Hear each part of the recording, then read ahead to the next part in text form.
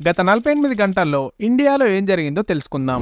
జమ్మూ కాశ్మీర్లో నిర్మించిన ప్రపంచంలోనే అత్యంత ఎత్తైన చినాబ్ రైల్వే వంతెనపై మొదటిసారిగా ట్రైన్ను నడిపించారు. నీట్ ఎగ్జామ్లో అక్రమాలు జరిగాయని వస్తున్న ఆరోపణల్లో మరో న్యూస్ బయటకు వచ్చింది. ఎగ్జామ్కి ముందు రోజే పేపర్ లీక్ అయిందని బీహార్లో అరెస్ట్ అయిన విద్యార్థులు వెల్లడించారు. ఒక్కో పేపర్కు 40 లక్షల వరకు వసూలు చేశారని పేర్కొన్నారు.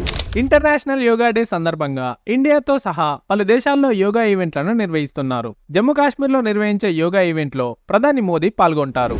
ఐఐటి బాంబేలో మార్చిలో జరిగిన ఫెస్టివల్లో కొందరు స్టూడెంట్స్ వేసిన రామాయణాన్ని కించపరిచేలా ఉన్న నాటక వీడియోస్ అనేవి వైరల్గా మారడంతో ఐఐటి బాంబే యాజమాన్యం అందులోని 8 మంది స్టూడెంట్స్కు ఫైన్ విధించి హాస్టల్ ఫెసిలిటీని నిలిపివేసింది.